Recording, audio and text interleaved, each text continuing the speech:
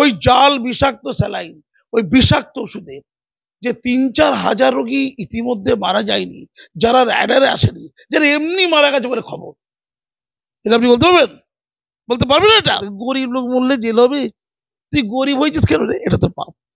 গরিব হয়েছে, অন্তত প্রান্তিক হয়েছে, সরকারি হসপিটালে যাবে, ধনী চকচকে চকচকে মার্সিন থেকে নামবে, প্রাইভেট হসপিটালে যাবে। এটা হচ্ছে ভদ্রলোক। তোদের বেঁচে থাকার কে অধিকার দিয়েছে রে? তোদের বেঁচে থাকার অধিকার কে দিয়েছে? ও তা সে মহিলা নয়, তার মৃত্যুর মূল্য নেই।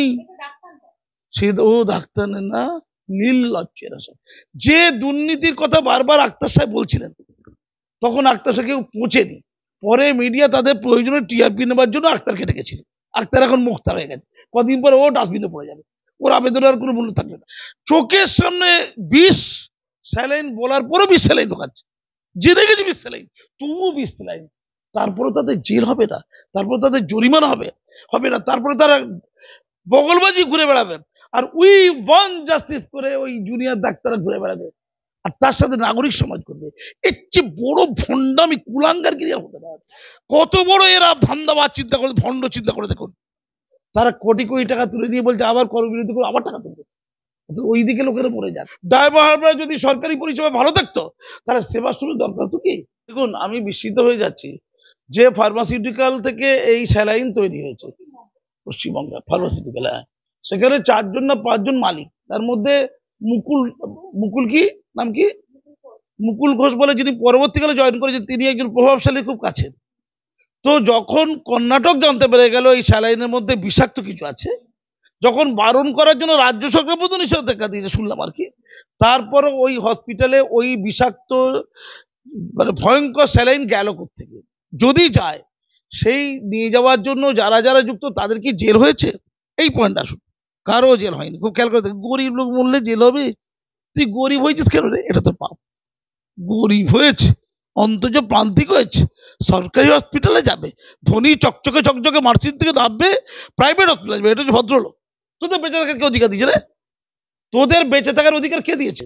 আমার বক্তব্য হচ্ছে, এই যে ঘটনা, প্রথমত ওই 5 জন যারা এই কি পশ্চিমবঙ্গ ফার্মাসিউটিক্যালের যারা এই জাল কাজটা করেছে, ডিরেক্টর, তাদেরকে কি গ্রেপ্তার করা হয়েছে? উত্তর দিন।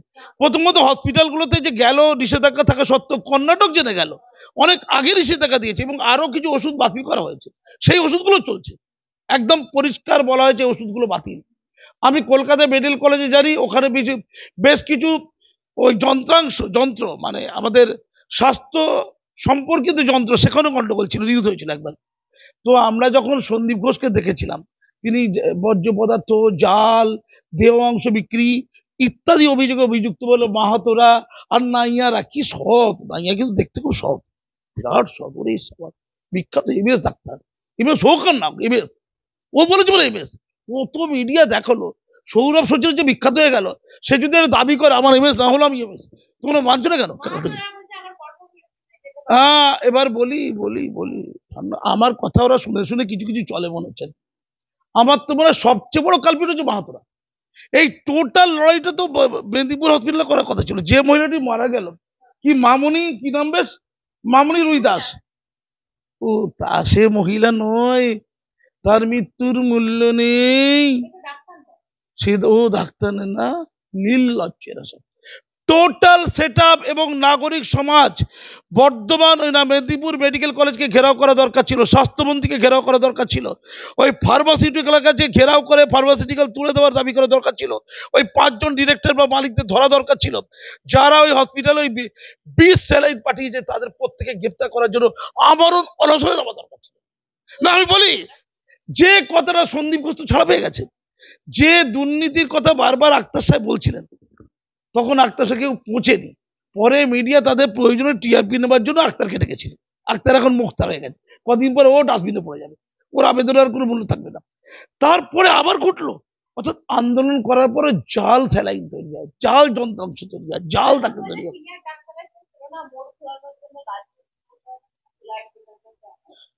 এটা তো পরীক্ষা গবেষণা করে দেখা গেছে তো বিষাক্ত বিষ, ওটা প্রমাণ করে দিক, বিষ নয়, ওটা প্রমাণ করে দিক। আমি একটা দেখুন একটা কথা বলছি, এই নির্দেশ দিতে গেলে ধামাচাপ হয়ে যাবে তো, মিডিয়া তো বেশি দিন চালাতে পারবে না এটা, কারণ কুম্ভ মেলা চলছে, এখন ধর্ম আছে, কুম্ভ মেলা ছেড়ে দিয়ে ধর্ম ছেড়ে দিয়ে ফালতু রোগী মরে গেছে, গরিব গরিব লোকেরা মরে যাবে না? এটা তো ঐতিহ্য। আমি তো বলছি 3 জন 2 জন একজন মরে যায়নি, 300 400 3000 লোক যে মারা যায়নি ওই জাল স্যালাইনে, তারপর কি? ওই জাল বিষাক্ত স্যালাইন, ওই বিষাক্ত ওষুধে যে 3-4 হাজার রোগী ইতিমধ্যে মারা যায়নি, যারা র্যাডারে আসেনি, যারা এমনি মারা গেছে বলে খবর। এটা আপনি বলতে পারবেন? বলতে পারবেন এটা? সেই আলোচনা হয়নি। আর একটা কথা বলে রাখি, আমাদের অভিষেক বন্দ্যোপাধ্যায় রিসেন্ট ড্রাইভারের কাছে এ করছে, সেবাশ্রয় করছে। মানে বাংলায় একটা শিবির কালচার চলে গেছে, মানে কাজ করব না, গ্রামীণ যে হসপিটাল পরিষেবা, স্বাস্থ্য পরিষেবার উন্নতি করব না, সাময়িক চটকদারি, দেখনদারি, ওই কয়েকশো ডাক্তারকে নিয়ে গিয়ে কয়েক কোটি টাকা খরচা করে তার সাংসদ কেন্দ্রে কিছু চিকিৎসা করে দিয়ে, যেমন দুয়ারে সরকার টরকার, যে দুয়ারে ডাক্তার আছে, এই পাগলামি বন্ধ করে দিয়ে গ্রামীণ পরিষেবা বাঁচান। গ্রামের লোকদের স্বাস্থ্য পরিষেবার অধিকার আছে। ড্রাইভাররা যদি সরকারি পরিষেবা ভালো থাকতো, তাহলে সেবাশ্রমের দরকার তো কি? বৃদ্ধাশ্রম করছে, বৃদ্ধা, আমি অবাক হয়ে যাচ্ছি কি চলছে। আমি পরিষ্কার করে বলছি, যারা তিলোত্তমা তিলোত্তমা করছিলেন, তারা তো আসলে স্বাস্থ্যের উন্নতির কথাই বলছেন। ডাক্তারদের সুরক্ষা, রোগীদের সুরক্ষা, কার সুরক্ষাকে দরকার? আগে রোগীদের, রোগীদের জন্য ডাক্তার, ডাক্তারের জন্য রোগী নয়। তো সেই রোগীরা যখন, প্রান্তিক অন্তজ রোগীরা যখন মারা যাচ্ছে অন্যায় করে, চোখের সামনে 20 স্যালাইন বলার পরও 20 স্যালাইন ঢোকাচ্ছে, জেনে গেছে 20 স্যালাইন, তবুও 20 স্যালাইন। তারপরে তাদের জেল হবে না? তারপরে তাদের জরিমানা হবে? হবে না? তারপরে তারা বগলবাজি ঘুরে বেড়াবে, আর উই ওয়ান জাস্টিস করে ওই জুনিয়র ডাক্তাররা ঘুরে বেড়াবে, আর তার সাথে নাগরিক সমাজ করবে। এর চেয়ে বড় ভণ্ডামি কুলাঙ্গার কি আর হতে পারে? ধন্যবাদ।